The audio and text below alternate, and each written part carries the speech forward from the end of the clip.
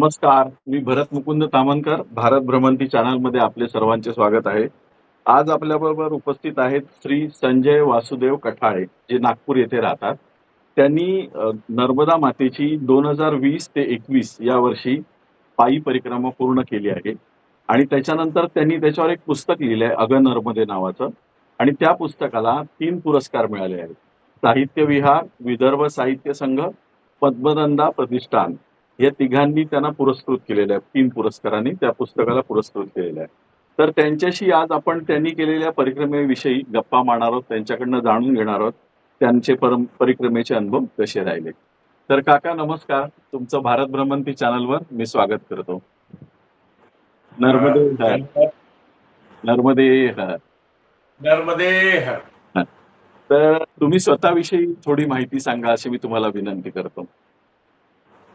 सर्वप्रथम नर्मदा मातेला नमन करतो हो. आणि माझ्या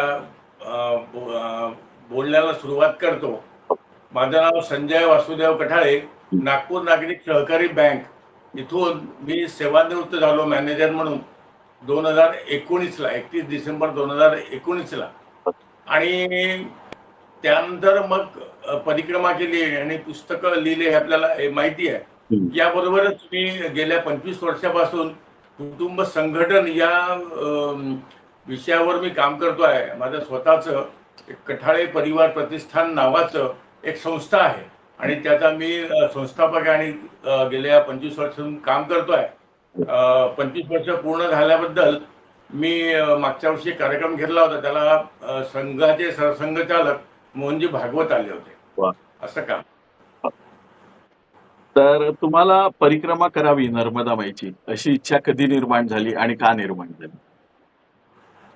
त्याला कारण असं आहे की मी माझी कुलदेवता नर्मदेच्या उत्तर तीरावर आहे अशी माहिती मला या दरम्यान मिळाली होती आणि तिचा शोध घ्यायचा मी प्रयत्न आधी केला होता. 2002ला मोटरसायकलनी आणि 2003ला कारनी, पण या दोन्ही याच्यात फार काही माहिती मिळाली नाही आणि मधल्या काळात नोकरीमुळे वेळ मिळाला नाही म्हणा काय, असा वेळ गेला आणि त्यामुळे मग जसा निवृत्त झालो तेव्हा ठरवलं की पुन्हा शोध घ्यायचा. पण दुर्दैवाने त्यावेळेला कोविडचा लाट आली आणि लॉकडाऊन लागलं आणि आमचा जो काही प्लॅन होता तो थांबून गेला. आणि त्यानंतर गंमत अशी झाली की मग काय करायचं वेळेचं, तर YouTube मध्ये नेमके व्हिडिओ मला पाहायला मिळाले नर्मदा परिक्रमेवरचे आणि ते पाहत असताना मग अण्णा बावस्कर असतील, प्रतिभाताई चितळे असतील आणि अनेक लोक, आणि हे पाहत असताना माझ्या डोक्यात विचार आला की आपण इतक्या बारीकीने जर आपण शोध घेतला तरच आपण आपल्या कुलदेवतेचा शोध घेऊ शकू. आणि तेव्हा एक निश्चय झाला की ही परिक्रमा करायची असं ठरलं. बऱ्याच लोकांचे मला फोन येत असतात. त्यांना नर्मदा माईची पूर्ण परिक्रमा करायची असते, परंतु पायी करणं त्यांना शक्य नसतं. तर त्यांच्यासाठी उत्तम असा पर्याय आहे की त्यांनी बसनी परिक्रमा करावी. आणि बसनी परिक्रमा करण्यासाठी उत्तम पर्याय आहे ठाण्यातील दोस्ती tours and travels he company. ठाण्यातील दोस्ती टूर्स अँड ट्रॅव्हल्स हे बसनी नर्मदा माईची शास्त्रोक्त पूर्ण परिक्रमा आयोजित करतात. निवासाची व भोजनाची अतिशय उत्तम व्यवस्था असते. ज्यांनी पण आत्तापर्यंत दोस्ती टूर्स अँड ट्रॅव्हल्स तर्फे परिक्रमा पूर्ण केली आहे माईची, त्यांच्याशी मी स्वतः बोललेलो आहे. त्यांचे अनुभव अतिशय चांगले आहेत.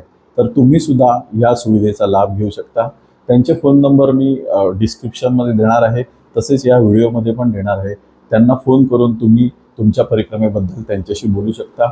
तसेच ते इतरही सहली आयोजित करतात, त्यांची पण विस्तृत माहिती त्यांना तुम्ही फोन करून घेऊ शकता.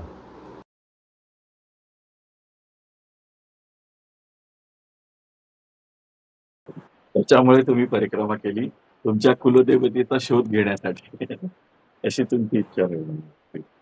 परिक्रमा करण्याचं ठरल्यानंतर तुम्ही त्याची तयारी कशी केली, म्हणजे मानसिक शारीरिक? हो, त्याबद्दल सांगायला हवं की माझी परिक्रमा सुरू करण्याच्या अगदी 1-2 वर्ष आधी माझी बायपास सर्जरी झाली आणि त्या वर्षभर मी अनेक आजारांनी आजारी होतो. शेवटचा जो आजार होता तो होता मला शुगर टेस्ट, डायबिटीस झाली आणि डायबिटीस फास्टिंग होती 470 आणि पोस्ट मिल होती 650. बापरे. पण असं म्हणायला हरकत नाही की त्यातून माझा पुनर्जन्मच झाला. हम्म. आणि जेव्हा हे सगळं मी करायचं ठरवलं, परिक्रमा करायचं ठरवलं, तेव्हा घरच्यांनी तर मला पाठिंबा दिला, पण त्यांनी एक अट टाकली की तुम्ही आपले सगळे मेडिकल टेस्ट करून घ्या. हम्म. आणि त्याप्रमाणे त्याच्या आधी हा. मी कंटिन्युअसली 15 ते 20 किलोमीटर रोज पायी चालत असे. सगळी माहिती गोळा करणं चाललं होतं. आणि मग डॉक्टरकडे गेलो, टेस्ट केल्या, 2D इको केलं. डॉक्टरना विचारलं मी की मी परिक्रमेला जाऊ शकतो का? तर त्यांनी मला रिपोर्ट पाहिला आणि सांगितलं की तुम्ही जाऊ शकता. आणि सुदैवाने म्हणा की माझ्या यांनी म्हणा, माझे सगळे रिपोर्ट नॉर्मल आले. अरे वा. आणि शुगरची लेवल जर विचार केली तर शुगरची लेवल फास्टिंग 60 आणि पोस्ट 76 अशी होती. बापरे. अरे वा, एवढं जाणवला. आणि तेव्हा तर निश्चय झालेलाच होता की आता जायचं आहे. छान. म्हणजे तुम्ही इच्छा निर्माण केल्यानंतर परिक्रमेची माईनीच तुमची शुगर एवढी खाली आणली असं म्हणाल. म्हणजे कुलदेवता आणि माई दोनची त्याच्यामध्ये कृपा आहे. त्या कृपेने खऱ्या अर्थाने ही परिक्रमा झाली असं म्हणायला हरकत नाही. तुम्ही परिक्रमा ओंकारेश्वरवरनं सुरू केली की ओंकारेश्वरवरनं? हा, सगळेजण परिपाठीप्रमाणे ओंकारेश्वरला सुरू करतात. आणि त्यामुळे मी पण तिथनंच केली. त्याचं एक कारण असं असतं की शेवटी जलसमर्पण करायला ओंकारेश्वरलाच यावं लागतं.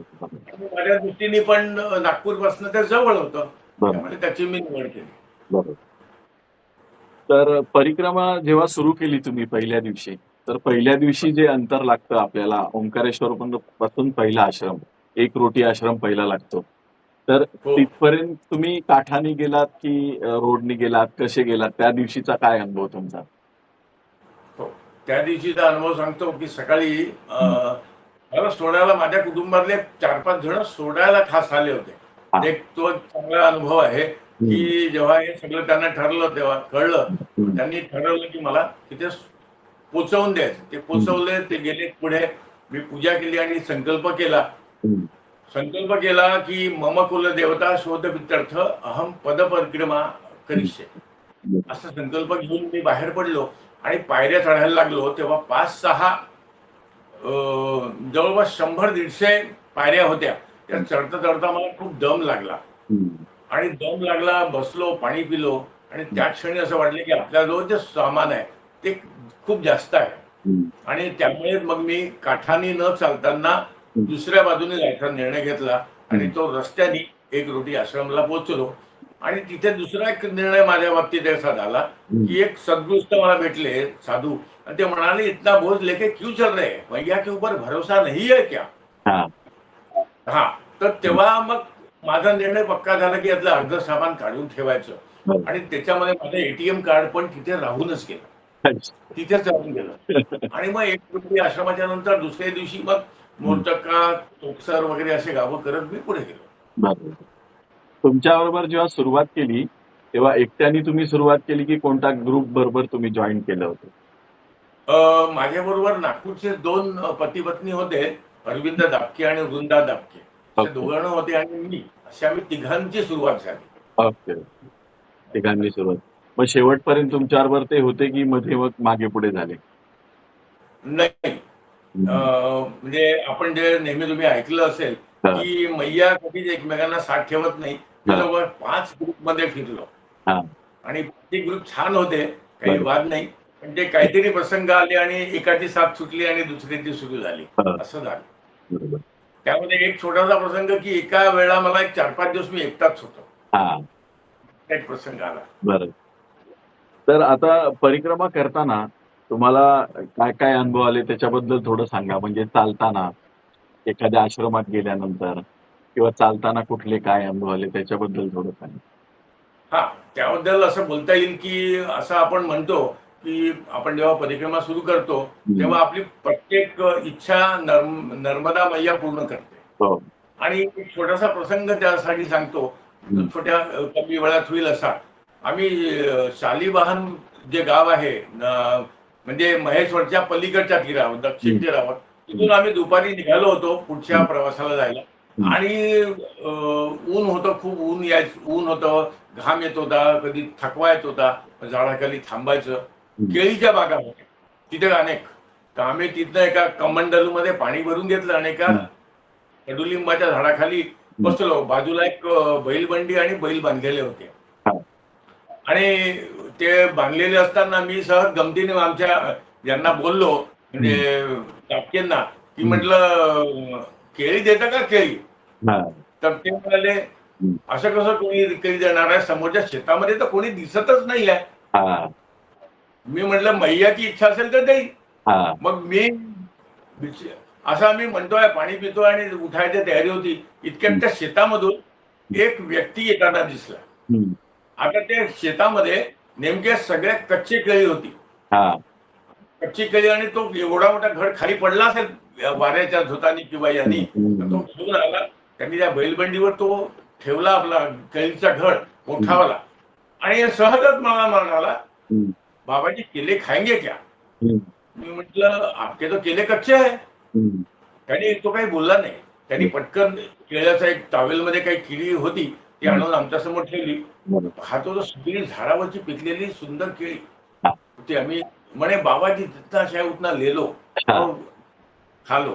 हा एक प्रसंग मैयाच्या बाबतीतला अनुभवाचा आहे.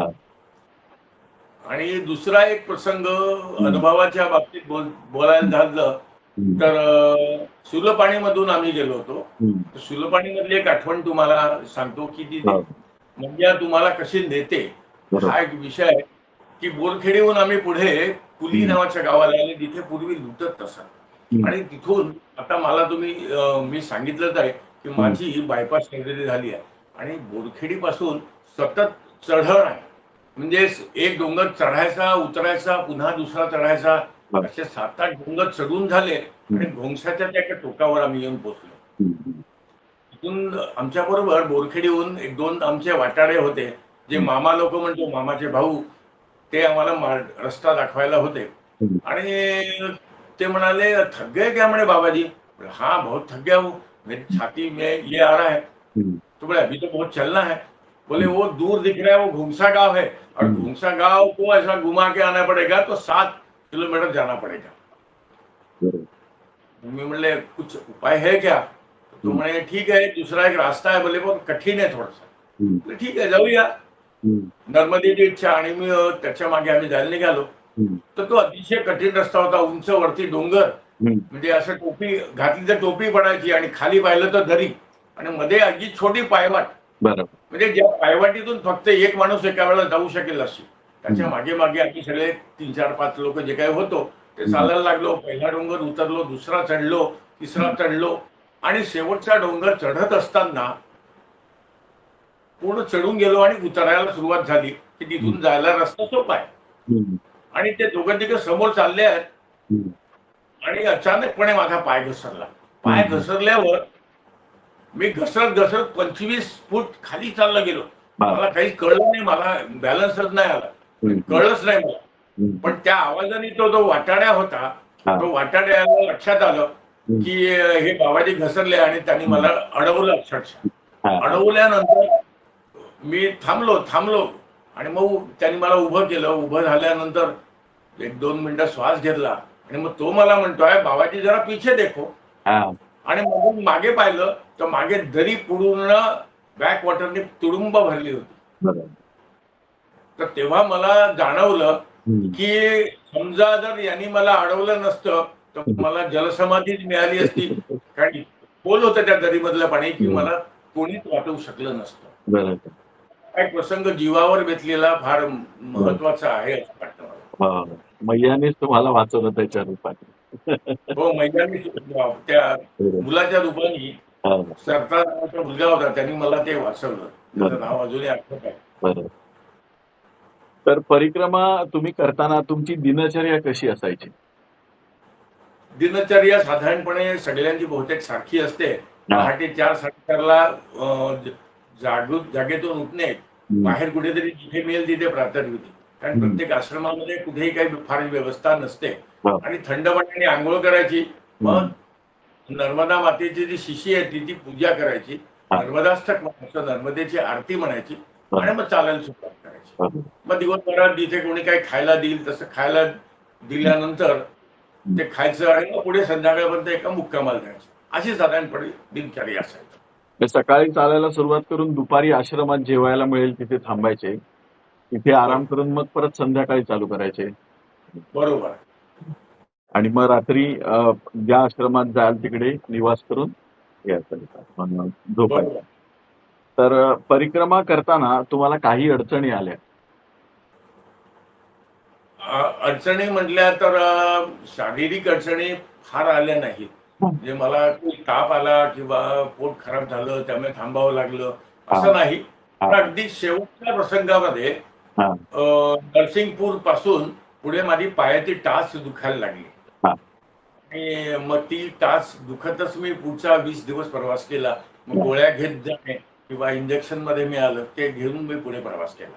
हा. पण प्रवास पूर्ण केला एवढं मात्र निश्चितपणे. बरोबर. म्हणजे जास्त अडचणी तशा आल्या नाही तुम्हाला. हा. तुम्ही दररोज परिक्रमेमध्ये साधारण किती किलोमीटर चालायचं अंदाजे? त्यामध्ये असं आहे की सुरुवातीला आपण 10-15 किलोमीटर 15-20 किलोमीटर असं चालायचो. हा. पण नंतर मग स्पीड वाढत गेली. मग 25 किलोमीटर 30 किलोमीटर आणि अमरकंटकच्या नंतर मध्ये 4-5 दिवस मी एकटा होतो. आणि त्याच्यानंतर मग देवगावला मला एक 4-5 जण मिळाली. हा. ती सगळी नाशिककडची शेतकरी होती शिंदे हा. आणि एक लोणावळचे राऊत होते. या हे 40 त्यांच्याबरोबर मी जॉईन झालो आणि मग 30-40 किलोमीटर मी चालायला लागलो. त्यामुळेच कदाचित असेल की शेवटी त्या दिवशी हे सगळं झालं त्या दिवशी 50 किलोमीटर आम्ही चाललो होतो. बापरे. तो त्रास सुरू झाला हा. आणि मग म्हणजे मला म्हणजे थोडस कठीण गेलं ते. मला त्यांची साथ सोडावी लागली. त्यांना म्हटलं की मी तुमच्या गतीने चालू शकत नाही म्हणून. ते अजूनही त्यांचं माझं प्रेम आहे पण त्यांच्याबरोबर मला नाही जाता आलं. म्हणून म्हणतात की परिक्रमा शक्यतो एकट्याने करावी. कारण काय होतं की आपण दुसऱ्याबरोबर त्याचा स्पीड मॅच करायला गेल्यानंतर आपल्याला आपली शारीरिक कॅपॅसिटी वेगळी असते, प्रत्येकाची वेगवेगळी असते. मग त्यामुळे त्रास होण्याची शक्यता असते आणि मग परिक्रमा बऱ्याच लोकांची त्याच्यामुळे अर्धवट पण राहते. काही लोकांची की त्यांना फार त्रास व्हायला लागतो दुसऱ्याचा स्पीड मॅच करायला गेल्यावर आणि मग त्यांना परिक्रमा अर्ध्यात पण बऱ्याच जणांना सोडायला लागते. म्हणून परिक्रमेचा नियमच असा आहे की शक्यतो एकट्याने करावी. अगदीच जास्तीत जास्त दोघं असं. तर तुम्ही परिक्रमा करताना कोणते नियम पाळले? कोणते नियम पाळू शकले तुम्ही? हे तसे बरेच नियम आहेत पण त्यातले कुठले पाळू शकले? करताना आपला नेहमीचा एक नियम जो आहे की स्नान करून पूजन करूनच आपलं स्थान सोडायचं. हा नियम मी कसोशीने पाळला. दुसरा नियम म्हणजे नर्मदा उजव्या हाताला असली पाहिजे. ती प्रत्येक वेळेला राहते असं नाही कारण आता 5 धरणं झाली. त्या 5 धरणामुळे कंटिन्युअसली राहत नाही. पण तो एक नियम. तिसरा नियम असा होता की ज्यांनी ते दिलं ते स्वीकारायचं, नाही म्हणायचं नाही. कारण 1-2दा असाही अनुभव आला की आपण नाही म्हटलं आणि तिथे भोजन मिळालं नाही किंवा नाही झालं त्या दिवशी. असाही प्रसंग आला. आणि जी काही दक्षिणा आपल्या हातात आलेली होती ती मिळायची तर ती कुठेतरी खर्च करायची. आम्ही कन्या भोजन किंवा कोणा घरी माणूस असेल त्याला देऊन टाकायची.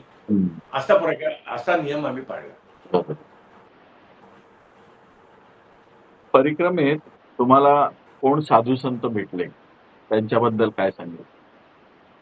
साधू संतांबद्दल असं आहे की मी आधीच सांगितलं की मी कुलदेवतेच्या शोधासाठी ही परिक्रमा सुरू केली.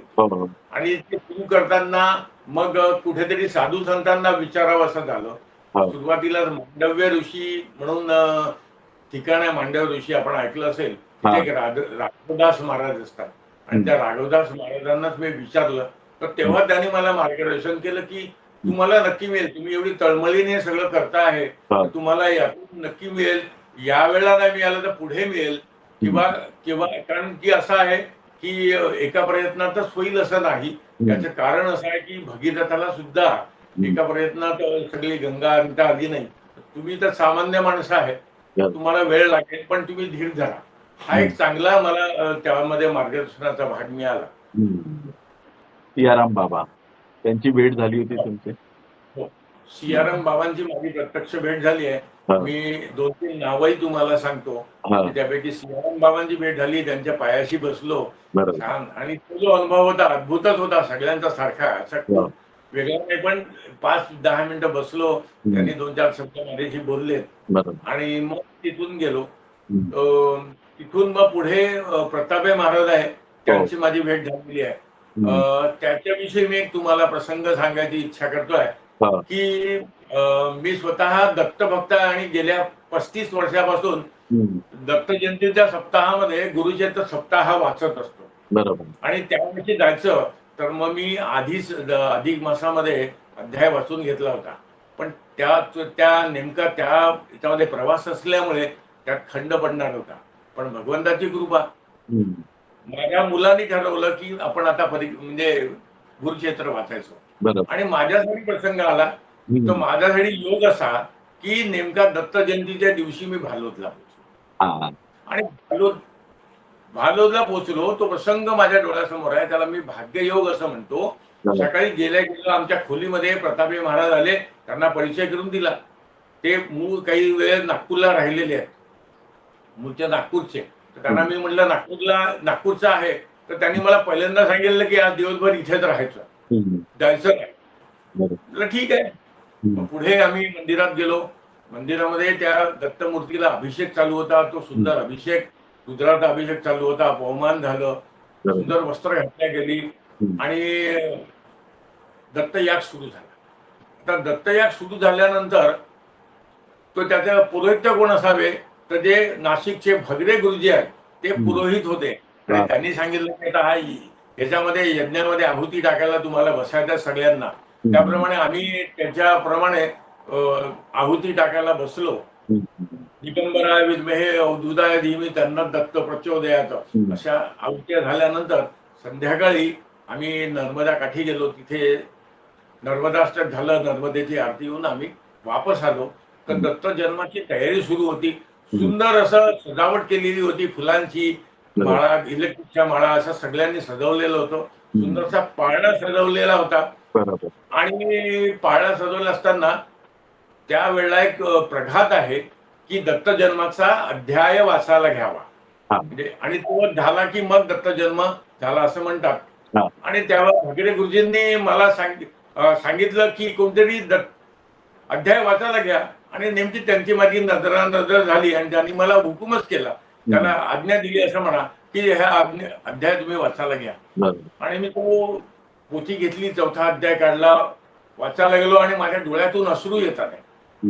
कारण की भगवंताने माझ्या जे काही होतं की नेम होता की तो 4था अध्याय वाचायचा, तो भगवंताने माझ्याकडनं तेव्हा करवून घेतला. हे सगळं माझ्यासाठी मोठा योग आहे असं मी मानतो. आणखीन असं दुसरे कुठल्या महाराजांविषयी तुमचा अनुभव आहे की लक्षात राहिला याच्यावरती? म्हणजे तिलकवाड्याला विष्णुगिरी महाराज भेटले. आणि त्यावेळी असंच झालं की मला उत्कंठ असल्यामुळे आम्ही गेलो. त्या दिवशी तिथे पण एक याग होता. काही प्रवासी मंडळी बस आली होती आणि त्या प्रवासी मंडळींनी याग ठरवला होता. बडोद्याहून एक महाराज आले होते, त्यांच्यातर्फे तो चालू होता छानपैकी. जाऊन विष्णुगिरी महाराजांना भेटलो. म्हटलं महाराज मला असं शोध करायचा आहे. तर त्यांनी मला तेच सांगितलं, हा आजच्या दिवस तू इथे मुक्काम करायचा, संध्याकाळी मी तुला सांगेन. आणि मग संध्याकाळी तो याग वगैरे सगळा पार पडला आणि तिथे त्यांनी मला मग मार्गदर्शन केले की कसं जायचं, काय करायचं, असा सगळा प्रसंग माझ्या डोळ्यासमोर आहे. त्यानंतर एक महेश्वरला आम्ही सप्तमातृका आश्रमामध्ये थांबलो. उदयनाचार्य नेहमी आश्रमामध्ये थांबतात ते माहित होतं आणि मुद्दामून ठरवूनच त्या आश्रमामध्ये मी थांबलो. तिथे एक दंडी संन्यासी आले होते, त्यांचं नाव होतं विद्या शिवाभिनय नृसिंह भारती असं त्यांचं नाव होतं. 28-30 वर्षाचे असावेत आणि ते बहुतेक तिथे आले होते. त्यांच्याजवळ पण मी व्यथा मांडली, त्यांनी पण मला छान मार्गदर्शन केलं. ते एक त्यातलं आहे. आणि अजून एक सांगायची आठवण म्हणजे खेडीघाटला श्रीराम महाराज म्हणून एक संत होऊन गेले. त्यावेळेला तर ते मी आता परिक्रमेत ते नव्हते, पण जेव्हा मी 2002 साली तिथे गेलो होतो तर तेव्हा त्यांनी मला सगळं परिक्रमेविषयीचं मार्गदर्शन केलं होतं. आणि पुढे इंडिया म्हणून एक गाव आहे, तिथे स्वामी जितेंद्रियानंद गिरी म्हणून आहेत, हम्म. जिथे आपल्या ठाण्याच्याच सीमा कौठणकर म्हणून आहेत, त्यांनी परिक्रमा केली आहे, नाव ऐकलं असेल आपण. हो तर हो. त्या थांबल्या, त्या आश्रमातलाच अनुभव खूप सुंदर आहे की आमचं त्या आश्रमात गेल्यानंतर रात्रीचं भोजन इतकं सुंदर झालं होतं, त्याचं वर्णन लावून सांगत नाही की अक्षरशः भगवंतानी अन्नपूर्णेने काय द्यावं आपल्याला, इतकं जेवण, 4 प्रकारच्या भाज्या, चटण्या, कोशिंबरी, 4 गोड, असं सगळं जेवण झालं, मन सगळं तृप्त झालं होतं. आणि मग स्वामीजी आले, स्वामीजींच्या समोर आम्ही बसलो, बसलो असा, आणि स्वामीजी बोलायला सुरुवात झाली, तर 1.5 तास स्वामीजी बोलत होते आणि इतका अप्रतिम अनुभव. म्हणजे असं म्हणतो की एका बाजूला म्हणजे भौतिक अनुभव पोटासाठीचा आणि दुसरा आध्यात्मिक अनुभव स्वामीजींचा. तो अनुभव इतका आठवणीतला आहे की ते त्यांनी जे काही सांगितलं ते वर्णन मी पुस्तकामध्ये केलेलं आहे. म्हणजे अद्भुत होतं की माणसाने कसं राहावं, काय करावं, त्याची दृष्टी कशी असावी, त्याचं आचरण कसं असावं, इतकं सुंदर त्यांनी सांगितलं. बरोबर. आणखीन असे कुठल्या साधूंचे अनुभव आठवत आहेत? एक केशवानंद महाराज होते, ते अयोध्येहून आले होते आणि नेमकं एक नर्मदापुरमला आम्ही शेवटी म्हणजे दक्षिण तीरावर असतो, त्या नर्मदापुरमला पोहोचल्यानंतर तिथे दुसऱ्या दिवशी नर्मदेची महाआरती होती. ते होते रोज, त्या दिवशी नेमकी होती, एकादशी होती आणि त्यांनी आरती ठरली होती. आम्ही तिथे गेलो आणि तर ते समोर आमची भेट झाली, त्यांना नमस्कार केला, सगळं झालं आणि त्यांनी आज्ञाच केली की अभी ये आरती की कोई यहाँ आज के दिन पूरा रुकना है. संध्याकाळी आम्ही गेलो आणि आम्हाला स्वतंत्रपणे मोठ्या आरती, कारण तिथे मोठे अशा दीपक असतात आणि त्यात जवळपास 25-30 वाती असलेलं असं मोठं महानिरांजन असतं. तर आम्हाला पण तसं छोटं निरांजन त्यांनी आम्हाला दिलं आणि अशा प्रकारे त्या साधूंची म्हणजे आमची भेट झालेली आठवते. आणि त्यामध्ये शेवटी त्या खर्रा घाटला आम्ही वापस जाताना थांबलो, तर तिथे वासुदेवानंद सरस्वती नावाचे जे आपले टेंबे स्वामी होऊन गेले, त्यांनी तिथे साधना केलेली ठिकाण आहे ते, तिथे त्यांना दृष्टी झाली. तर तिथला एक अनुभव, तिथे लोकनाथ तीर्थ म्हणून एक आधी स्वामी होऊन गेले, त्यांना गुळवणी महाराजांना त्यांनी दीक्षा दिली असे शिष्य, आणि तिथले जे काही हे होते, काय म्हणतात त्याला, हे ते निखिल प्रभुने नावाचे, तर त्यांचे ते सगळे तिथली व्यवस्था पाहतात. तर त्यांचेही अनुभव खूप सुंदर होते. त्यांनी आम्हाला त्यातून सांगितले ते अनुभव, ते खरंच ऐकण्यासारखे होते. अगदी तरुण आहेत ते, 28-30 वर्षाचे असतील, निखिलजी प्रभुने, पण खूप सुंदर. आणि त्या खर्राघाटचा अनुभव तर खरंच छान होता. म्हणजे तिथे ज्या गुळवणी महाराजांना दीक्षा दिल्या गेलेली आहे, ते ठिकाण खूपच अद्भुत आहे. परिक्रमा करताना तुम्ही सोबत पैसे ठेवले होते का? पैसे, आणि ते वापरावे लागले का ठेवले होते? थोडेसे पैसे मी ठेवले होते, तुम्हाला मी सांगितलं होतं, आणि मी एटीएम कार्ड ठेवलं होतं. तुम्हाला सांगितलं की मी पहिल्याच दिवशी ते कार्ड मी ते ठेवलं आणि मग पुढे जायचं आहे. पुढे पैशाची गरज होणार होती, पण मैया कशी काय व्यवस्था करते, तर ते असा अनुभव आहे की जाताना कोणाला कोणतरी तुम्हाला 5 रुपये 10 रुपये असं देऊन जातं. तर एक त्यातला छान अनुभव तुम्हाला सांगतो की तेलीभट्ट्यांमध्ये जेव्हा आम्ही सियाराम बाबांना भेटलो आणि दुपारी त्यांचा आश्रमचा जी जागा आहे ती राहायला लहान आहे, तर बरेच लोकांनी सुचवलं की पुढचा जो आश्रम आहे त्या पुढच्या आश्रमामध्ये तुम्ही जाऊन राहा, म्हणून आम्ही 3 जण आम्ही निघालो आहे. आणि साधारण 1 किलोमीटर पुढे गेलो तर 2 प्रवासी बस, ज्याला आपण टुरिस्ट बस म्हणतो, नर्मदा परिक्रमा करणाऱ्या, त्या थांबल्या. त्याच्यावर लिहिलं होतं शिव चिदंबरा ट्रॅव्हल्स. आणि मग मला एकदम आठवलं की उदयन आचार्यांच्या पुस्तकामध्ये त्याचा उल्लेख आहे की एक धर्माधिकारी म्हणून जे आहेत, ते त्याचे संचालक आहेत. आणि तिथे जाऊन थांबलो. ते लोक जे बसमधनं उतरून आमच्या बाजूला येत होते तर जाडेशे गृहस्थ आले आणि ते म्हणाले, थांबा थांबा, आमचे जे काही प्रवासी आहेत त्यांना तुम्ही परिक्रमेबद्दल थोडं बहुत सांगा. मी त्यांना सहज म्हणालो, का हो तुम्ही धर्माधिकारी का? म्हणे, ते कसे काय ओळखलं तुम्ही? म्हटलं, बा मी कुठेतरी वाचलं होतं आणि अंदाज घेतला. पण तिथे मी परिक्रमेविषयी सगळी माहिती दिली आणि ती कदाचित प्रभावी झाली असेल, सगळ्यांनी टाळ्या वाजवून माझं खूप स्वागत केलं बरं. आणि प्रत्येकाने मला दक्षिणा दिली. हा. तर त्याच्यामध्ये 700 रुपये त्यांनी मला दिले. पण म्हटलं अरे बाबा ही मला नको आहे. त्यामुळे हे तुमच्यासाठी ते तुम्हाला दिले आणि मग पुढे त्यातूनच बराच खर्च होत गेला. बरं. म्हणजे पैशाची गरज भासली नाही. बरं. तुमचं एटीएम कार्ड कसं आणलं तुम्ही तिकडनं म्हणून? हा, आणि एटीएम कार्ड म्हणजे जेव्हा परिक्रमा संपली हा. शेवटच्या दिवशी मी पुन्हा त्या आश्रमात आलो. हा. तर तिथे एक साधू होते. ते म्हणाले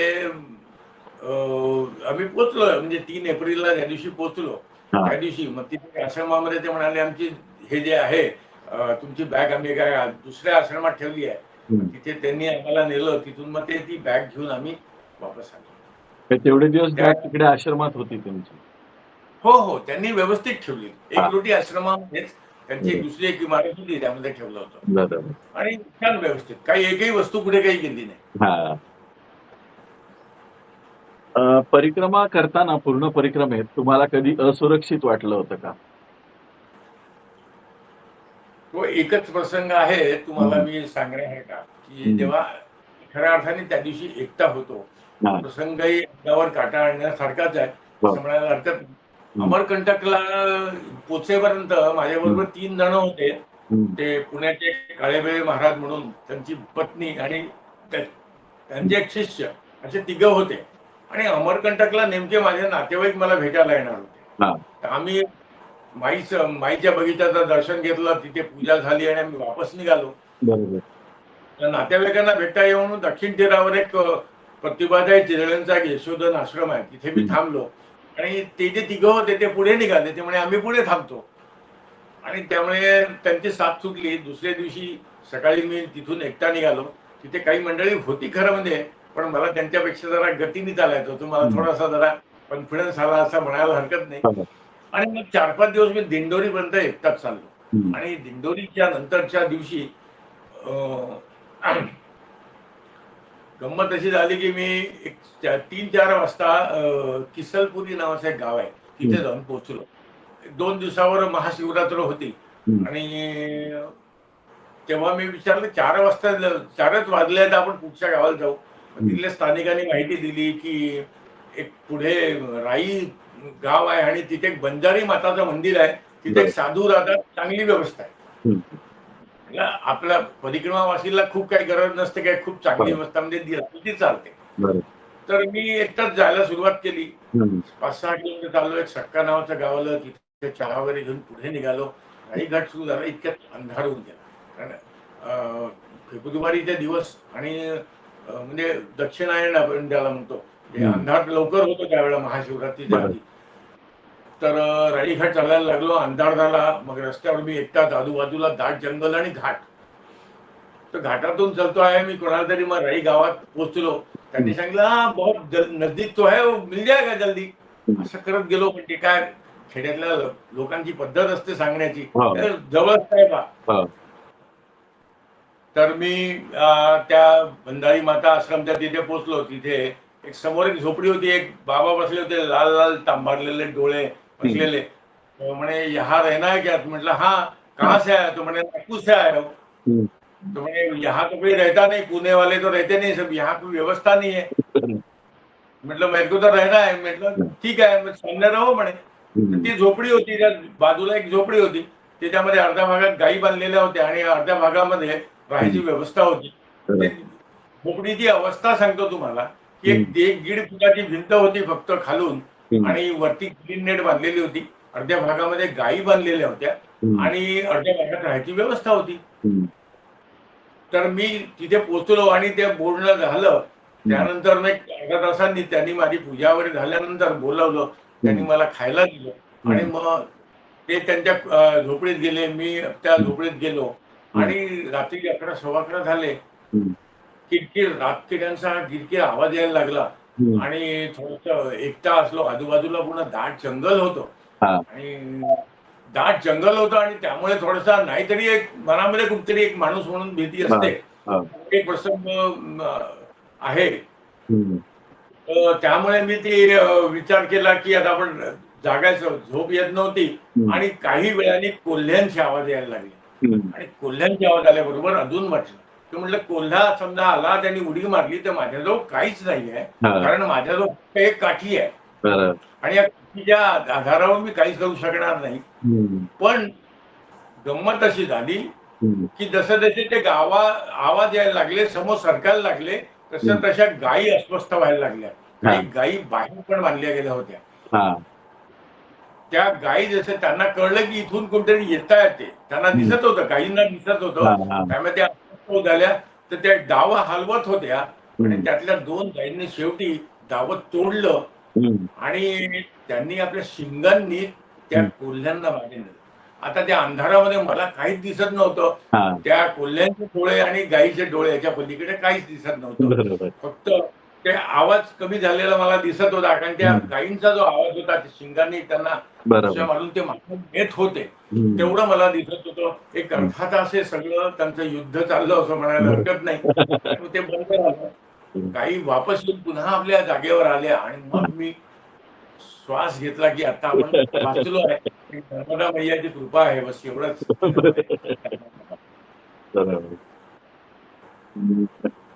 तुम्हाला आश्रमातली व्यवस्था कशी असते त्याच्याबद्दल तुम्ही काय सांगाल? आश्रमामध्ये कशी व्यवस्था?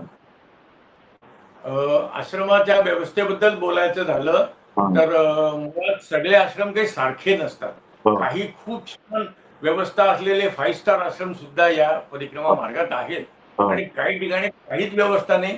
जेमतेम एक साधारणपणे बरेचसे आश्रम असे होते की 3 बाजू 1.5-2 फुटाची भिंत, वरती ग्रिल लावले, मग ते ग्रिल लावलं होतं एवढंच आणि ग्रीन नेटने झाकलेले आणि समोर पूर्ण उघड, जसं एक ओसरी असते किंवा बस स्टॉपची जी एक खेड्यामध्ये जी एक असते तशा पद्धतीची रचना होती.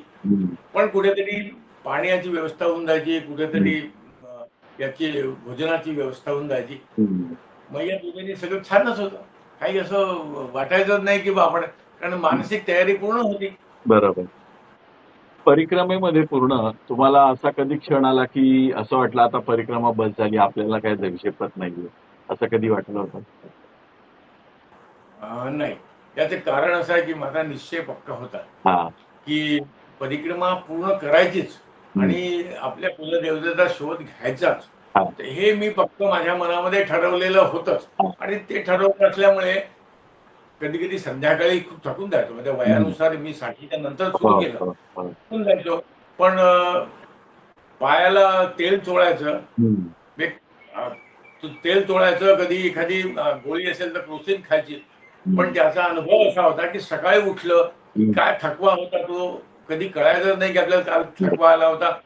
सकाळी नव्या जोमाने मी चालायला सुरुवात करायचो. त्यामुळे मला असं वाटलंच नाही की आपण हे सोडून जावं. अगदी त्यातला ते प्रसंग सांगायचं म्हणजे माझ्यावर असा एक वेळ आली होती विचार करण्याची की परिक्रमेमध्ये शेवटचा तो टप्पा होता. तर त्यावेळेला एक दिवस, या दिवशी माझा पाय दुखत होता, नरसिंगपूरहून चाललोय आणि घरून माझ्या फोन आला की आम्ही 3घे जण कोविड पॉझिटिव्ह झालोय. म्हणजे मुलगा, सून आणि पत्नी 3घही कोविड पॉझिटिव्ह आणि आम्हाला 2.5 वर्षाची नात होती. 2.5 वर्षाची नात. तर म्हटलं आता या प्रसंगामध्ये हे झाले आहेत, यांना कोणी मदत करायची असली तर मी काहीच करू शकत नाही. तेव्हा मला घरच्यांनी सांगितलं की तुम्ही परिक्रमा सोडून यायचं नाही, जे काय होईल ते आम्ही पाहू. तर हे हिंमत देण्याचं काम त्यांनी केलं. त्यामुळे माझ्या मनात तोही विचार कधी आला. मग तुम्हाला कुलदेवतेचा शोध लागला की नाही या परिक्रमेत? नाही लागला. अजून नाही लागला म्हणजे मुळात मी थोडंसं एक त्याबद्दल सांगतो की हे ठिकाण आम्ही माझे पूर्वज 1000-1500 वर्षापूर्वी नर्मदेच्या काठावरून विदर्भामध्ये आले. त्यावेळेला जे काही मंदिर असेल तेव्हा कुठली काही व्यवस्था नव्हती की फोटो किंवा अमुक आणि ते जेव्हा स्थलांतरित होऊन आले, कारण मुसलमानांचं आक्रमण होतं, त्यामुळे अस्फुट वाटलं आणि ते तिथून विदर्भात आले. त्यावेळेला त्यांच्याजवळ कुलदेवतेचं स्थानाचा काही फोटो नव्हता, काही नव्हता आणि ते कधी जाऊ पण नाही शकले. आणि जाऊ शकल्यामुळे काय करायचं त्याचे पुन्हा काही सांगू शकले नाही. त्यामुळे निश्चित स्थान कुठे त्यांना होतं आणि ते 4-6 पिढ्यानंतर ते स्थान सुद्धा. पण एका वंशवृक्ष आपल्याकडे जसं म्हणतो त्या वंशवृक्षावर लिहिलं होतं, श्रीदेवी झाकादेवी नर्मदा उत्तर तीर विंध्याचल. फक्त एवढे नर्मदा उत्तर तीर म्हणजे 1300 किलोमीटरचा किनारा आणि विंध्याचल पर्वत यात सगळा शोध घ्यायचा होता. बरोबर. म्हणजे नर्मदेच्या उत्तर तटावर तुमची देवी आहे, नर्मदेच्या उत्तर तटावर. हो. हा हा. आणि त्याच्यानंतरही मी अनेक मागच्या बाजूला जाऊन शोध घेतले, अनेक म्हणजे एक नाही, परिक्रमा झाल्यानंतरही शोध घेतला. अगदी मागच्या वर्षी आजच्याच दिवशी मंडल्याच्या जवळ एक गाव आहे, एक पुरातत्व वेत्ता, पहा काय योग असतो. त्यांना मी 3 वर्षापूर्वी एक नंबर दिला होता आणि त्यांना सांगितलं होतं, तेव्हा त्यांची माझी भेट झालेली नव्हती. आणि भेट झाली नव्हती आणि त्यांना काय बुद्धी झाली माहित नाही. त्यांनी मला 3 वर्षानंतर फोन केला की ऐसा एक स्थान है, आप वहां आ जाओ. आता त्यांचं वय जवळपास 80 वर्षाचं आणि मग म्हणजे अचानकपणे एक निघालं. त्यांच्या गावाला आम्ही पोहोचलो. आजच्या दिवशीचीच घटना आहे. तिथे त्यांनी एक स्थान सांगितलं, तिथे आहे स्थान म्हणून, पण तिथे काही पुरावे काही मिळाले नाहीत आम्हाला. तुम्हाला परिक्रमेमध्ये कोण गूढ व्यक्ती भेटली होती का? असं वाटलं की नंतर ही व्यक्ती होती की काय, असं समजलं नाही, असं कधी झालं प्रसंग? एक संघ आला, तो आहे शूलपाणी मधला. आणि शूलपाणी मधनं बराचसा मोठा पट्टा आम्ही केला होता, जिथे खूप चढण आणि हे आहे. आणि पुढे मोलगी नावाचं गाव आहे, त्याच्या पुढे बिजली गव्हाण नावाचं गाव आहे. त्या बिजली गव्हाणला त्या स्थानिक यांनी सांगितलं की तुम्ही सुरगसला जायचं असेल तर डांबरी रस्त्यात जाऊ नका, लांब पडेल. त्यापेक्षा एक रस्ता आहे, तो साधारण 3-4 किलोमीटर मध्ये तुम्ही जाऊ शकाल. बरोबर. आणि मग त्याने खूण सांगितली, एक टावर सांगितलं इलेक्ट्रिकचं, आणि तिथे एक हापसी सांगितली, तिथून तुम्ही चढायला सुरुवात करा. पण आम्ही त्या टेकडीवर चढायला सुरुवात केली. एक 5-10 मिनिटात जंगल सुरू झालं आणि जंगलातून आम्ही तिघं चाललोय, मी माझ्या बरोबर डाबके कुटुंब आणि आम्ही मी असे तिघं चालायला लागलो. 1 किलोमीटर झालं, 2 किलोमीटर झालं, 3 किलोमीटर झालं. रस्ता काही कुठचा दिसेना. म्हटलं डांबरी रस्ता आल्याशिवाय कुठचं गाव कुठे आहे कळेना. आणि अक्षरशः थकून एका जागी बसून गेलो म्हटलं. आणि त्या काळात पद्धत असते की समजा तुम्ही रस्ता विसरले असाल तर तुम्ही नर्मदे हर असा आवाज देता. पण ते आवाज देऊनही कोणी आलं नाही, कारण त्या जंगलात आजूबाजूला कुणीच नव्हतं. आणि थकून बसलो, 5-10 मिनिटं बसलो. निराश थोडं झालं होतं की आता आपण जायचं पुढे. पण इतक्यात एक जख्ख अशी म्हातारी आम्हाला खालून येताना दिसली. ती जख्ख म्हातारी म्हणजे अगदी विटकरी रंगाचं असं तिने लुगडं घातलेलं होतं, पाया गुडघ्यापर्यंत, आणि चेहऱ्यावर काळा रंग, चेहऱ्यावर सुटकुत्या पांढरे केस, आणि डोक्यावर मोळी घेऊन ती येते. तर आम्हाला खूप आनंद झाला. आम्ही लगेच उभं झालो. म्हणजे आपण यांना विचारूया, आणि यांनी विचारलं की आपण पुढे जाऊया. तर त्या जसं जवळ आल्या तसं त्यांना विचारलं का हो, म्हटलं रस्ता कुठे आहे. ते म्हणे हे मागेच काय माहिती. मग आम्हाला लक्षात आलं की आपण एका अंतरावर थांबून गेला, थोडं पुढे गेलो असतो तर मिळालं असतं. पण आम्हाला आनंद इतका झाला की मी धावत पुढे निघून गेलो. आणि तिथे गेलो तर आम्हाला खाली रस्ता दिसला. आणि मग आनंद झाला. आणि मग लक्षात आलं की अरे, आपण त्या म्हातारीला धन्यवाद द्यायलाही आपण थांबलो नाही किंवा त्याला म्हटलं नाही. म्हणून मागे वळून पाहिलं तर मागे कोणीच नाही. मग तिथे खालच्या बाजूला 2 मुलं असे मोटरसायकल घेऊन खाली असे बसले होते, गप्पा मारत बसले होते. मी त्यांना सहज विचारलं, म्हटलं अरे यहाँ से कोई बुरी मजा गई क्या. मराठीत होते, ऍक्च्युली मराठीत बोलतो, कारण तो आता महाराष्ट्राचा भाग होता. त्यामुळे इथून कोणीच गेलं नाही म्हणे. आम्हाला प्रसंग आला, म्हटलं अरे गेलं नाही आणि आपल्याला तर ही पत्ता सांगून गेलेली आहे. आणि मग लक्षात आलं की ही नर्मदा बाई आपल्याला रस्ता दाखवून त्यावेळेला, त्या प्रसंगाच्या वेळेला लक्षात येत नाही, नंतरच ते लक्षात येत. नंतर येतो. आणि असा एक छोटासा प्रसंग मी मुद्दामून ऍड करतो. उत्तर तीरावर एक टेंबला नावाचं गाव येतं, आणि मध्य गुजरात संपून विंध्याचलचा, जे आपण त्याला उत्तर शूलपाणी असं म्हणतात त्या भागामध्ये, आणि विंध्याचल पर्वत सुरू झालेला असतो. आणि या विंध्याचल पर्वताच्या पर्वतरांगामध्ये टेंबला नावाचं गाव आहे. दुपारी 12 वाजता आम्ही पोहोचलोय. आणि त्यानंतर तिथे भोजन वगैरे, जे भोजन प्रसादी घेतली आम्ही. आणि माझ्या बरोबर जे 2 जण जी होती तर ते म्हणाले आपण आता लगेच निघूया. आम्ही खूप थकलो होतो, घामाच्या धाराने बरंच चालणं झालं होतं. तर त्यांना म्हणाला मी थांबतो. माझ्याबरोबर आणखीन एक पुण्याच्या जवळचे एक दत्ताजी शिंदे म्हणून होते, ते माझ्या सोबत होते. तर त्यांना म्हटलं आम्ही तुम्ही समोर जा, आम्ही मागून येतो. आणि आम्ही समोर निघालो तर एक नदी आली मध्ये, आणि ती नदी पार केली. आम्ही कसं तरी शोधलं कुठेतरी काय येतं, आणि मग ते लक्षात आले इथून जायला रस्ता आहे. मग ती नदी पार केली. तोपर्यंत ते दापटे कुटुंब पुढे निघून गेलो. आम्ही ते पार करून समोर आलो तर 4-5 घरं दिसली खेड्यावर, आणि त्या 4-5 घराच्या तिथे 10-12 मुलांचा घोळका दिसला. आता 10-12 मुलांचा घोळका दिसल्याबरोबर तिथे पद्धत असते की ते लहान मुलं दिसले परिक्रमा असे की चॉकलेट मागतात. तर म्हणे बाबाजी चॉकलेट दो. आता माझ्या बॅग मध्ये जेमतेम 2-3 चॉकलेट होते आणि 10-12 मुलं होती. तर मी विचार केला एकाला दिलं तर दुसऱ्याला कुठेतरी राग येईल, त्यापेक्षा आपण सगळ्यांना नाही म्हणूया. आणि आम्ही निघून गेलो. निघून पुढे गेलो, त्यांची शेतं संपली आणि मग मारहाण सुरू झालं. मारहाणामध्ये साधारणपणे नुसत्या पायवाटा दिसत होत्या, इकडे जा इकडे जा, तिन्ही बाजूनी अशा कुठेतरी. त्यामुळे एक कुठेतरी पायवाट ठरवून आम्ही गेलो, पुढे चाललो गेलो. आणि 1 किलोमीटर पुढे गेलो असेल तर आम्हाला मागच्या बाजूला, आम्ही थोडासा खुदगत भागातून चाललो होतो आणि तो जो माळरान होतं ते वरच्या भागाला होतं. तर पावलांचा आवाज आला. त्या पावलांच्या मध्ये ते लहान मुलांना पायात घालतात ना ते चाळ, त्याला आपण चुंग म्हणतो ते, तसा आवाज आला. म्हणून मी थांबलो. म्हटलं मागून कोण येत आहे. तर जसं आम्ही मागे वळून पाहिलं तर एक 8-9 वर्षाची मुलगी, 8-9 वर्षाची मुलगी होती. तर मला असं वाटलं की या 10-12 जे मुलं मागे होती त्यातलीच कोणती असेल. पण ते अंतर तर 1-1.5 किलोमीटर पुढे निघून गेलो होतो मी. आणि निघून गेलो तर म्हटलं बेटा तेरे को तो बताया म्हणे की चॉकलेट तो नहीं है. तर ती चिमुरडी मला असं म्हणते बाबाजी मैं आपको चॉकलेट मांगने नहीं आई थी, आप रास्ता भूल गए हो, आप गलत रास्ते से जा रहे हो, इसलिए मैं आपके पास आई थी. आणि तेव्हा तिने जे असं म्हटलं आणि अक्षरशः मला एकदम गिल्टी फील झालं, याला म्हणतो आपण की अरे आपण तिच्या बाबतीत काहीतरी वेगळं अनुमान केलाय. आणि मग माझ्या खांद्यावरची बॅग काढली, मग ते चॉकलेट शोधले आणि तिच्या हातावर ते ठेवले आणि अक्षरशः त्या पायावर डोकं ठेवून मी रडलो.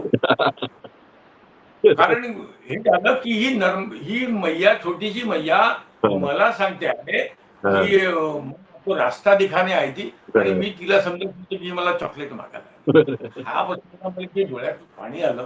तिला चॉकलेट दिला, तिला नमस्कार केला अक्षरशः तिच्या ठेवून मी कुठे निघालो. त्या दिवशी जे प्रसंग 2दा असे झाले की पुढे गेलो, ती नाचत नाचत पुढे निघून गेली. आणि लक्षात आलं की ही नेमकी नर्मदा माई होती की या 1.5 किलोमीटर अंतरामध्ये कुठे घर नाही, झाड, फक्त रान. आणि इथून ही मुलगी आलीच कुठून. बरं, नर्मदा माई मार्ग कसा सुचवतोय, पुन्हा 2-3 किलोमीटर गेलो. 2-3 किलोमीटर गेल्यानंतर पुन्हा रस्ता विसरलो आणि एक पुन्हा 10 वर्षाचा मुलगा तो धावत. तर तो धावत आला तर म्हटलं क्या बेटा क्या चाहिए तुझे. म्हणे बाबाजी आप तो गलत रास्ते से दूसरे गांव पहुंच जाओगे, ये आगे जाने का आपका रास्ता तो बाई तरफ से, नीचे देखो म्हणे. तर खाली अशी पायवाट जाताना दिसली आणि मग त्या लक्षात आलं. पुढे त्याच दिवशी पुन्हा संध्याकाळी असा प्रसंग आला की अजून 2 माणसांनी आम्हाला तो रस्ता दाखवला आणि संध्याकाळी 7 वाजता आमच्या उलवट नावाच्या गावाच्या आश्रमामध्ये मी पोहोचलो. सगळ्यात तिथे कसे मैया मदत करत असते, लहान मुलाच्या रूपात, कधी म्हाताऱ्याच्या रूपात. पूर्ण प्रवासामध्ये परिक्रमेचे तर तुमच्या स्वभावात तुम्हाला स्वतःमध्ये काय बदल जाणवले. स्वभावामधले बदल जर विचार करायचं झालं तर आपण शहरी भागात राहणार असतो, म्हणजे सुखवस्तू घरात असतो. मी थोडक्यात त्याला म्हणतो मी आपण कम्फर्ट झोन मध्ये राहत असतो. कम्फर्ट झोन मधून आपण जेव्हा जातो तेव्हा कुठल्याही व्यवस्था नसतात. तर त्याला मी मैयाचं केअर झोन असं म्हणतो की मैया जी असेल ती व्यवस्था करते, तुम्हाला कुठे कमी पडू देत नाही. आणि त्यामुळे तुम्ही चांगल्या अवस्थेत राहता. एक त्यातला छोटासा प्रसंग मुद्दामून सांगतो की केअर झोन काय असू शकतं. एक केतुदान नावाच्या गावाला संध्याकाळी आम्ही जायचो. तर त्याच्या आधी अलीगंज नावाचं गाव होतं, तिथे दुपारचं जेवण झालं. एक पोपसिंग धाकड म्हणून एक ग्रस्त होते, त्यांनी आम्हाला दुपारचं जेवण दिलं आणि आम्ही इथे उजव्या हाताला मैया आणि डावीकडनं काठाकाठाने चालतोय. कधी चढ उतार येतात, मध्ये एखादा छोटा मोठा नाला मिळतोय, कधी मध्ये शेत आहे, गव्हाचे शेत आहे आणि त्यातून पाऊस म्हणजे पाणी टाकलेलं आहे, चिखल तुडवत चाललोय. आणि चिखल तुडवत चालत असताना संध्याकाळ होऊन गेली आणि आता चिंता पडली की आता कुठेतरी थांबलं पाहिजे. मग लांब एक शिवमंदिर, पांढरं मंदिर दिसलं नर्मदेच्या काठावर आणि आम्ही त्या गावात पोहोचलो. तिथे शिवमंदिराच्या आजूबाजूला जे प्रदक्षिणा मार्ग असतो तिथे आसन लावलं आणि गंमत म्हणजे त्या गावामध्ये वीजच नव्हती. आम्हाला म्हटलं लाईट नाही आहे, पण त्या गावाची वीज कापलेली होती. आणि थोडासा आपण ज्याला म्हणतो की थोडा आत्मविश्वास असतो की बा आता आपल्याला संध्याकाळी कुठेतरी जेवायला मिळेल, कारण आश्रमात कुठे व्यवस्था असते. एकाने येऊन चहा देऊन गेला आणि आम्ही निवांतपणे झोपलो. कारण त्या दिवशी 30-35 किलोमीटर चालण्यात आलं होतं, थकून गेलो होतो, त्यामुळे काही करण्याची इच्छा नव्हती. आणि 7:30-8च्या दरम्यान तिथला पुजारी आला. तो म्हणाला की 8 और सब्जी देता हूं, अब खाना बना लो. आम्ही 10-12 जण होतो. तर त्यातलाच एक जण असा म्हणाला कि अभी तो हमारे को काम करने की कुछ करने की शक्ति नहीं है, बहुत थक गए, हम बिस्कुट खा के सो जाए. हे ऐकलं आणि आमच्या बाजूला एक साधू होता, त्यांनी ऐकलं. तो इतका चिडला, ऐसे कैसे सो जाओगे, मैया मुझे माफ करेगी क्या. त्यांनी तावातावामध्ये त्या माणसाला हे मागितलं, कणिक मागितली आणि चूल पेटवली आणि मग त्या उजेडामध्ये त्यांनी रात्री भाजी आणि पोळ्या केल्या आणि आम्हाला रात्री 9:30 वाजता जेवू घातलं. त्या आश्रमाची व्यवस्था काय असावी हे आता त्या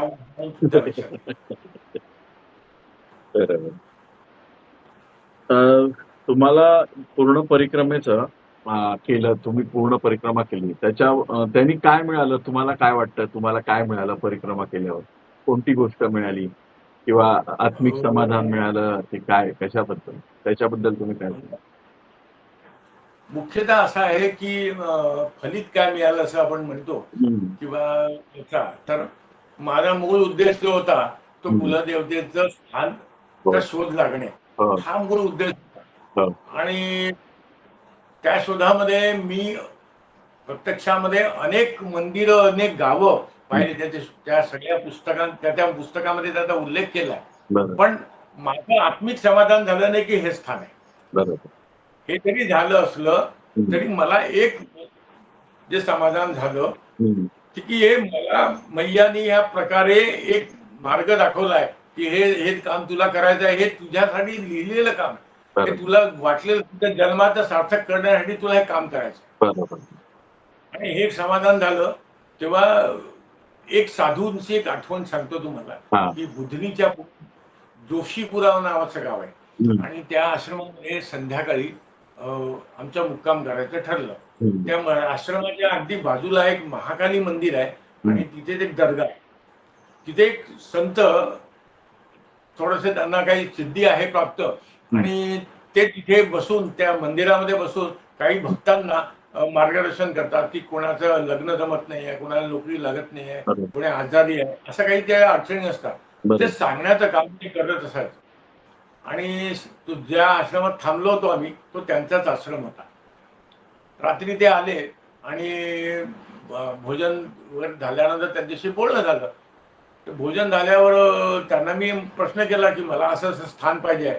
तर त्यांचं जे उत्तर होतं तेच ऐकण्यासारखं आहे की ते म्हणाले की आप परिक्रमा में हो तो आपके साथ में नर्मदा मैया चल रही है और दैवी शक्तियां चल रही है, इसलिए आपको कोई बात नहीं है. तो इनका जो कवच है उसको मैं तोड़ के आपको कुछ बता नहीं सकता. आप परिक्रमा होने के बाद आइए, आप कवच में चल रहे हैं, ये कवच है उसमें आप चल रहे हैं, तो उसके आधार के बाद फिर आप कभी भी मेरे पास आइए तो आपको मैं स्थान बताऊंगा. तर हे मला एक पॉझिटिव्ह मार्गदर्शन त्यातून मिळालं. एक समाधान आहे. दुसरं तर आणखीन आर्थिक समाधान कुठलं नसतं, पण एक स्वतःची माझी नर्मदा परिक्रमावासी म्हणून ओळख आहे आज, ती सगळ्यात माझ्यासाठी आनंदाची गोष्ट आहे की नागपूरमध्ये मला काय मिळालं हे काही फार महत्वाचं नाही किंवा हे त्यामध्ये पुस्तक लिहिलं त्याचे अनुभव मला लोकांना सांगता आले. सगळ्यात मोठं म्हणजे माझी ओळख नर्मदा परिक्रमावासी म्हणून आहे. असं सांगा. पुस्तक लिहिण्याची तुम्हाला कशी काय इच्छा निर्माण झाली? मी थोडा आधीपासून काही लिहित असे. हा. काही 4-5 मी एकांकिका लिहिल्या होत्या. त्यांनाही मला पुरस्कार पद्मगंधा प्रतिष्ठानचे त्या काळी 2004 आणि 2005 मध्ये मिळाले होते. हो. आणि त्यामुळे माझ्या मनामध्ये मी रोज दैनंदिन लिहून काढत असते. म्हणजे काय काय कुठे प्रसंग झाला ते सगळं लिहून काढत असे. बरोबर. आणि परिक्रमा होऊन वापस आलो तेव्हा पुन्हा लॉकडाऊन आणि हे होती. कुणी याला भेटू शकत नव्हतो, कुठे कोणा अनुभव सांगू शकत नव्हतो. तर मला माझ्या 5-6 मित्र किंवा नातेवाईकांनी सुचवलं की अनुभव तुम्ही लिहून काढा. बरोबर. कारण की हे अनुभव तुमचे वाया गेले नाही पाहिजे. आणि त्यावेळेला ती कोविडची परिस्थिती अशी होती कोणाला सांगता येत नव्हते. मग त्या काळात मी ते लिहून काढलं. मग त्यामध्ये आधी 400-500 पानाचं ते झालेलं होतं. बरोबर. मग त्यातनं हळूहळू करत त्याला फिल्टर करत करत ते 248 पानाचं 42 पानाचं ते झालं. आणि त्यातूनच खऱ्या अर्थाने असं म्हणावं त्यासाठी दुसरी एक आठवण म्हणजे अनुभव सांगता येईल असं की मी जसं नर्मदा परिक्रमा केली आहे तसं 25-26 वर्षाचा असताना नागपूर ते नेपाळ हे अंतर मी सायकल प्रवास केलाय. त्याच्यामुळे आणि ती वर्ष आहे 1986. तेव्हा फोन नव्हते, साधे होते, हायवे सुद्धा अगदी छोटे होते. त्या काळात 4 मित्रांची बरोबरी केली. आणि माझी जेव्हा परिक्रमा हे जेव्हा लॉकडाऊन लागलं होतं तेव्हा इच्छा झाली की आपण ते जे काही अनुभव आहे ते लिहून काढावे. आणि ते मी लिहून काढले. आणि ई साहित्य प्रतिष्ठान म्हणून ती संस्था आहे मुंबईची, त्यांनी ते 12 नोव्हेंबर 2020 ला ते प्रकाशित केलं. त्यामुळे एक अंदाज आला त्याचे हे आले आणि तेव्हा असं वाटलं की आपण आता काहीतरी लिहू शकतोय नक्की. आणि त्यातून ती प्रेरणा मिळाली आणि ते पुस्तक लिहिलं. बरोबर. तर ह्याच नोटवर आपण आपली आजची मुलाखत संपवूया. तुमच्याशी बोलून फार मला बरं वाटलं आणि तुमचे अनुभव ऐकून पण फार आनंद झाला. तर काका तुम्ही माझ्या चॅनलला मुलाखत दिली त्याबद्दल तुमचे मनापासून धन्यवाद मानतो. नर्मदे हर. नर्मदे. घेतली अनुभव ऐकून घेतले. भगवत कृपेने एक थोडासा मला आहे की म्हणजे हे पण असेल तर त्यानिमित्ताने मला बरेच ठिकाणी द्यायलाही बोलवतात.